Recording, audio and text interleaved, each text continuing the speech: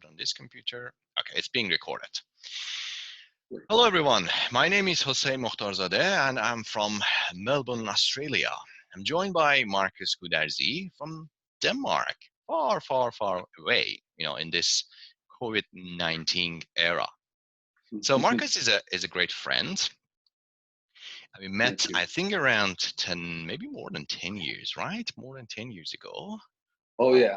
I think more than 15 years ago. More 15 years ago when we actually trained together and he came to give us a lesson, you'll learn more about him. So let me tell you a little bit about Marcus and then we'll hear more about this fantastic person. So he actually went to Denmark from Iran to continue his career in karate, right? Yes. And in the beginning, it seems that nobody really cared and they didn't even accept your black belt that you already had. And there was a lot of up and down for you. And you ended up, you can say all the way up to a few years back, you became even Danish or Denmark's basically coach, national coach. So you can see from the point that nobody even accepted your, I would say, your black belt in karate, and now you are building a new technique around what you have done in physiotherapy and so on.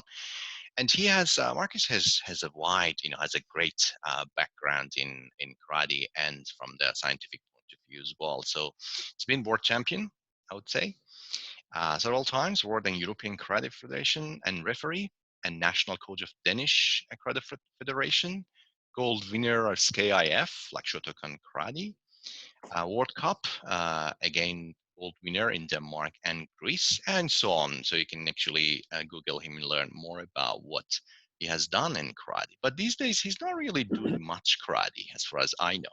So let's go back to him. So how are you doing, Marcus? Very good. Thank you very much for having me. Awesome, it's a pleasure. So tell us a little bit about your background. What happened? When did you come to Denmark and so on? I just briefly mentioned. Sure. I came to Denmark actually about 33 years ago. It went very fast, but I came here and the only thing I had that time was the only profession I knew, the only thing I knew, it was karate. I was black belt first dan in karate. That could have been enough, right? Yeah. I mean, in different culture, there, karate, like everything else, is cultural. So many people around the world, they think, okay, karate has one culture, but no matter where you go, karate becomes affected or actually kind of mixed with that culture. So in Iran, for instance, or I know in many other Eastern European or South European countries, or also in Oriental countries, they might react differently to strangers. What I'm trying to say is, I recall when I was in Iran, if somebody came as a new trainer or new person or a guest, we always welcome the person to a club, and then we meet the person in the in the field, and we try to see if we could welcome him. Yes. But that was not the case in Denmark. In Denmark, what I did was I had very high expectation of, okay, now I'm gonna come here to Europe, a lot of opportunities. So I went actually to one of the best clubs where most national team members were training. So I went there and I met with the trainers, and they said, what style do you do? I said, I do this Persian Iranian style called Kanzen Rio. Say, okay, that we don't know. And they were doing Shotokan. Say, okay, I think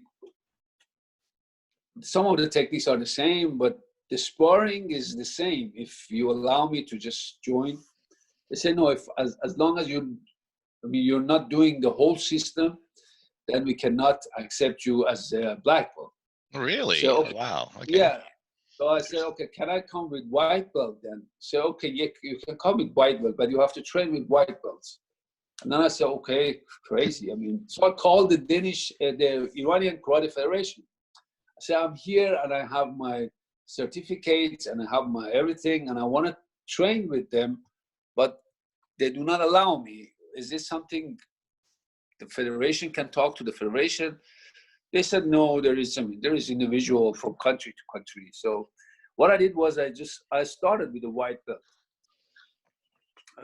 With white belt, Wow. I started to do all the Basics. basic exercises. And I noticed actually that within the basic, I had actually a lot of difficulties because, and the thing is, I mean, now from my understanding, from now I can see because now I've done karate, I've done Shotokan for more than 25 years, and which I'm very, very glad for Shotokan because I think is one of the very solid and beautiful um, and yeah, solid style of karate. So I learned karate actually through Shotokan. But I knew karate as a sparring when I was in Iran. So because I could, and I had won few championships in Iran, and I knew my close friends were in coming to the national team of Iran for juniors, and so I was training in a very good place in Tehran, and so I know how to fight. I do the sparring kumite, but the background of everything technical and kata and everything, of course, Shotokan is much stronger, like Shitoryu and all these very solid styles of karate around the world.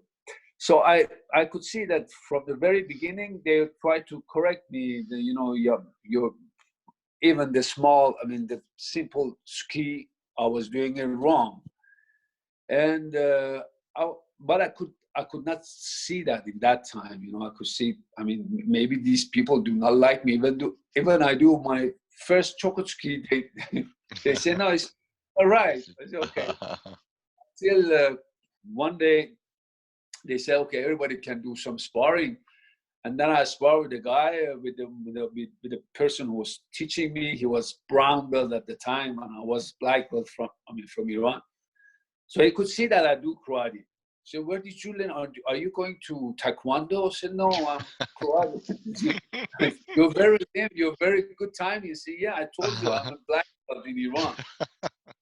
But soon I got tired of that. Right. So I'm not going to go through all these technical things to learn that. I was really hoping to come in and get to know new people and everything. Yeah, of course. So I just quit that. And I started something. I met a friend, Mr. Miladi, who Yeah, had I've met him. Yeah, he's an amazing guy. yeah, Yeah. yeah, and he had a dojo here in Copenhagen. So I started with him. He was the same style as me, but okay, we were training karate, but we couldn't participate to any tournament. So a few years later, he went to US, and I realized that because I was a young person and I needed a trainer, since I couldn't kind of infiltrate in the Danish society, so I just decided to uh, just to quit, just train for myself. Right. And that was actually the good thing for me because that I went to a sports high school in Denmark, one of the very, very decorated and nice and well-known high school in whole Scandinavia. So I went there and I got more and more interested in the function of body and how body functions. So that I mean, I'm happy that they didn't accept me here in Right, Denmark. right. It helped me to open the way to become a physical therapist. Right. Usually the case, right? Usually whenever there's like an obstacle, to some extent, it's not about you. Definitely, it's not about you. But It will open up Yeah. other avenues. I think this is something that I would like to sort of open up some discussion around that. That's you. We discussed before this recording. You've got amazing career in karate. So I think we need another session to talk about like all these things that I remember that we did in World Cup basically here in we both were referees. It was Yes. amazing experience. Even for me being your you guys as a student, learning from you guys from Milan and You all are other. you are very good yourself, Hussein. Oh, thank You're you, very thank you. humble. You're I very good. appreciate that. So the something that actually I'm amazed now is you said that I am now after all these things, like being in karate and your life basically there, and I was seeing actually that how you loved it, as a sport, being with elites, with all these competitions and stuff, and being in top level basically, and then now you're focusing on something else, or maybe it's not something else. But can you open up this one for us? So what's happening? Sure. Yeah, I mean, I realized actually that I've been fortunate to be around the sport of karate from every chair that you can find. First, after I became a physical therapist, I was hired by the Danish House of Sport as a specialist in physical therapy and martial arts, especially Wow. karate. So that now they wanted me just to come Focus, yep, on that. focus with the as a physical therapist. So I was there as a physical therapist for the national team of Denmark. And then I decided to pick up karate so that now they know me. So I started to come back to the training, and next year I started to compete. And just it took me a year or two to become a Danish champion in Wow. open class, and also heavyweight, and also team events. So we were doing very well in Denmark. Sure. Period for 5 years. Wow. So, and then I became a member of Shotokan Karate Federation national team, and later on I became a head coach of that. So for 2 years, I was also national coach for Danish Karate Federation. So I was coach, I was athlete, I was a physical therapist, and after I ended my coaching career, I started refereeing just for fun in the beginning. So you had But everything, right? I went all the way to become a WKF Yeah, world referee. referee, and European also referee. So And you have done some big names referee. You have done some referees for the very big names, right? In karate. I was Of course, you fortunate to have. yourself you are a big name, so but Uh, I mean, comparing to today's sport, karate, I can see I have no chance. But these people are athletes, as the you know difference, yourself, yeah, totally athletes. But we were trained to do all the whole complete system of yeah, karate, that's right. It's which I'm different. going more and more back to that now, because uh, you know I was I was very interested in elite training since I was a physical therapist. I knew how to train them. I know how to do preventive method for them, for my students. But after many years, I kind of have a kind of backsliding, or if you could call it, or actually the, the, the point of return to the origin. So what is this? I mean, what is it we're doing? What are we trying to achieve Right. by getting all these medals, all these badges? What's the intention? Do I become a better person? Do I become a better athlete? Do I become a better human being by having badges or having all the medals and all the titles? And I started to dig into the root of more roots. Unfortunately, I haven't had chances to learn from the beginning that the root of karate is something else.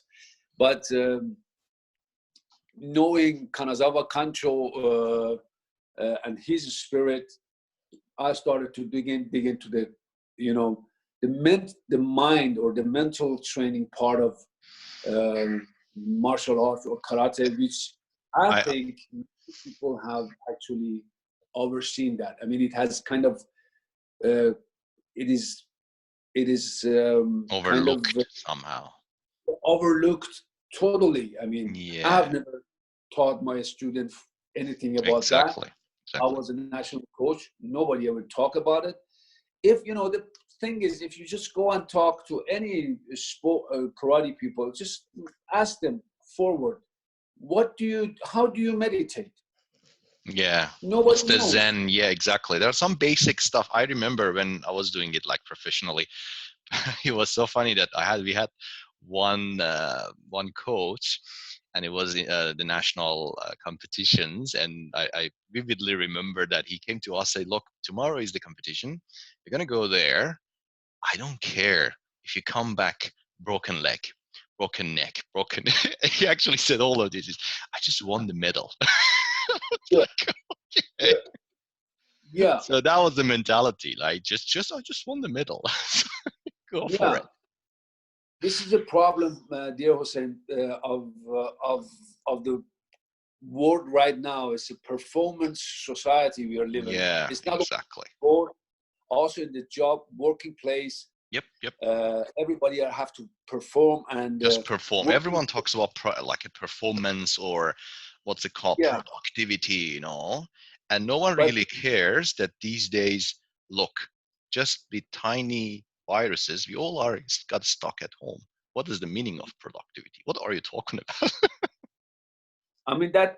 we are going against our nature, dear Hussein. We are going against the human nature and human biology and also design. I mean, I'm, most of the patients and clients I have, regardless of what kind of pain they have, when I ask them if they've been stressed or depressed, or they're on anti medical, what do you call, depressive medication, many people are, and they're still trying to strive or to perform and better and better. Yeah, yeah. How much, who will define performing? How much can you sharpen a knife? I mean, Yeah, if you yeah, just yeah. sharpen it, it starts to fall off. That's a I mean, very good example. Yeah, yeah. sharpness is another counter side of dullness. I mean, if Mm, dullness is not there, sharpness is not there either. yeah, We can yeah. only That's define sharpness because we know something about being dull. But right. dullness, in the Western society especially, uh, thing doesn't have to be dull. I Mm, mean, when the day is a little boring, they call it a dull day. yeah, yeah. Dull, what's is it boring? How could the day be boring? I mean, the day is a complete day of boring and fun. It's only as Sadi, the Persian poet, says 800 years ago, that the thorn and um, the flowers are Mm, going together. The mm. pain and pleasure are Exact pain going and together. pleasure together. You can't. Yeah, exactly. They're linked together. But we're only looking at the performance part of it. How do I perform? I Um, think this is an amazing point. I just want to, maybe it's a good timing to ask you this question, that the especially these days, right? So I had this when I wanted to start this idea of interviewing, some masters like yourself. So I had this idea that, okay, let's just at least learn one technique from a master. So you've done a lot in physiotherapy. You've done a lot in elite sport, professionally, nationally, internationally. Gone through all these things, and now you're telling me that, oh, I got back to I think there is something else that I should be looking into. It wasn't just go and kick and like all these kind of competition that we still love. So I'm sure that you still enjoy at least watching them, even part sometimes do it. But I mean, what's like, imagine you want to just share some of your thoughts, because you're working a lot with mind and body, and the connection and stuff. So what would you tell us, that we are all basically working from home, got stuck, and there's a lot of mental issues? So what can we do? what we can do is we allow ourselves to be. Mm. So the key word is allowing.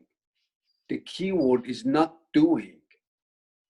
I mean, it's a not doing is not forcing things.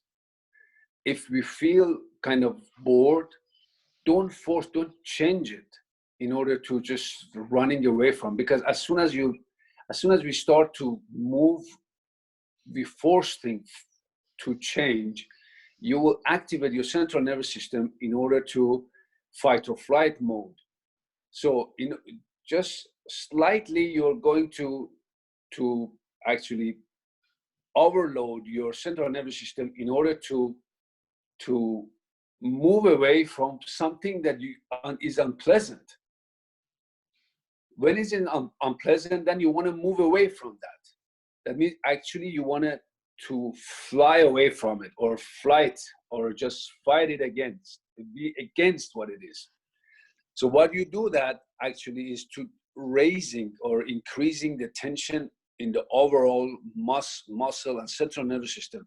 The central nervous system, all the thoughts starts in the brain, in the central nervous system, and then we start actually to increase the tension because we are going to move away from something unpleasant. We're working with that in physiotherapy. With clients come to us having pain in one side of the body, they normally move away from that part. So we call it moving away from pain. Those people are moving away from the pain are so difficult to put them back to the side. So the back is going to be like this. It takes a lot of time until we corrected it. Some people by accident, or I don't know why, they move toward the pain.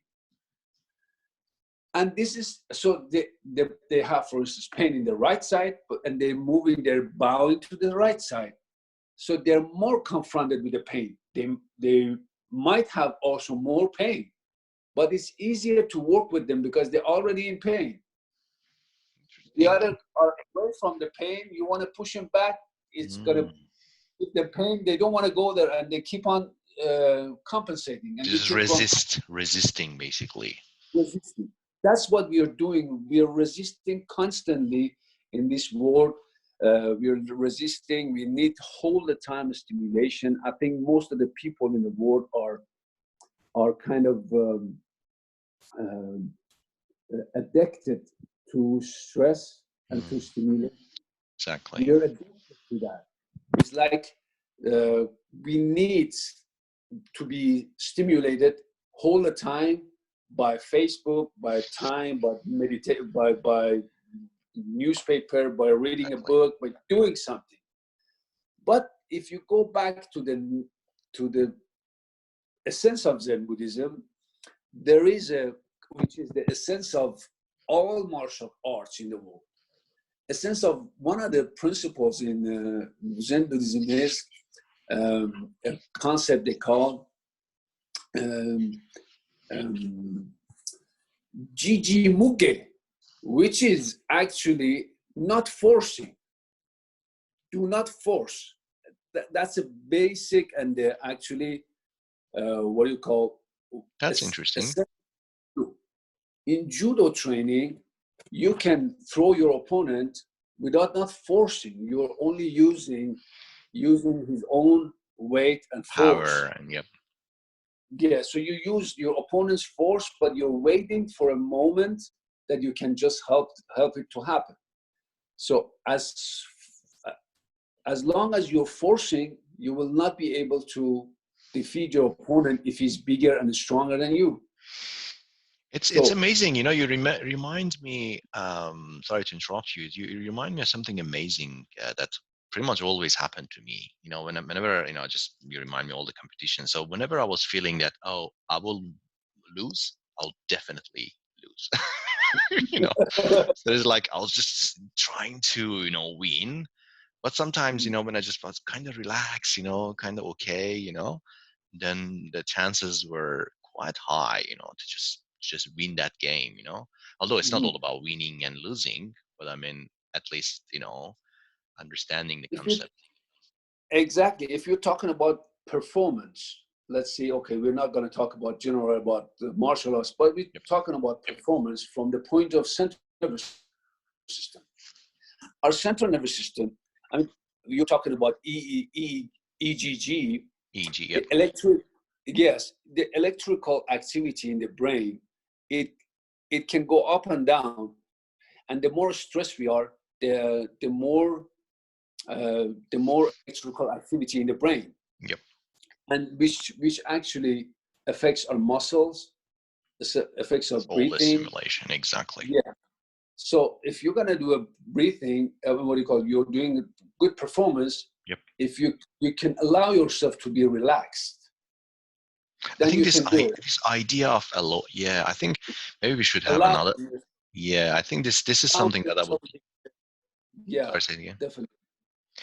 I'm Yeah, sorry. yeah, I think this is amazing. So I wanted to keep this a bit short, you know, and but I would love to continue, you know, and listening Yeah. to you. This is amazing learning, and you know, basically understanding that, because it can help all of us. It's not just like, oh, because I've been going through some training, so it means I can actually handle everything. So it's not possible. Everything changes in this world, especially nowadays, you know. Maybe I can ask you, and then we can come hopefully later on and to discuss more about it. So we talked about, yeah, allowing to be, you know. So what's your thoughts basically on, you know, we we say yes, let's allow this, but what is your own technique? Because everyone gets obsessed, gets basically, you know, things coming to your mind, and especially these days there's a lot of uncertainties, you know. What's your own technique, you know? Do you have a Yeah. technique to sort of cool yourself or calm down? Yes, I do. Uh, the technique I use is a neurological exercise that I use from a system called open focus brain, which is a scientific way of meditation. Actually, it's a meditation translated in a scientific way. So what I'm doing is I'm doing, for instance, some body scanning exercises. But again, the key word is to allow, to feel, to sense yourself. You know, all the apps people are going and downloading, we do have it inside. I mean, if you allow just to pay attention to to to your breathing, just allow to pay attention. Do not change it, and do not resist it to not to be changed. The problem is we want to hold the time, do something in order to feel differently. But in order to feel differently, you just have to feel differently. Because people say, I have many people who are talking about, say, yeah, I'm from 8 to 8:20, I have to do my meditation. Mm, The construction of that sentence is wrong. You cannot say, I have to do meditation, because then you force yourself to meditate. Meditation is not from 8 to 20, or it's not from 8 p.m. to 8:30 before you eat or before you go to bed. Meditation is a way you can allow yourself to do anytime, anywhere. One of the way in meditation, funny or not, is when you go to toilet. Allow yourself to just be at the toilet. Just allow yourself. just That's that's serious. I mean, that's do not take your phone with you. Do not take anything. Do not start rethinking. Some many people say ruminating. Yes. bathroom to think. No, you go to bathroom not to think. You go to bathroom just to That's mindfully uh, do your let job. everything you out. I mean, That's allow amazing. it. Yeah, it's amazing. Well, thank you very much, Marcus. You know, I think we can go on and on, but you know, I think it was amazing to hear from you, just a little bit like Thank you relate very much. your experience, your basically history, that what happened, that you come from Iran, and then you know the all the way from not being known to anyone, and then you know the Danish basically coach, the chief coach, and then all the way to the top levels of karate, and now basically having your own methodology in physiotherapy, trying to understanding more and more and helping other people. It's I would actually encourage everyone to basically keep an eye in this area on yourself and seeing it. I think you're gonna have a book, soon. You're talking about, and I would love to hear more about what you're gonna do later on, and hopefully I can learn to do more of alloying, to be. I think that's the key. So thank you very much, Marcus. It was a pleasure to talk to you, and all the Thank best you very much. with everything. Thank you very much, Hussein, for having me. And Sure. yes, I hope your viewers or seers they can pick up something from I'm this. sure they would enjoy it. I'm sure they would enjoy it. So I'm gonna stop this one. Yeah. No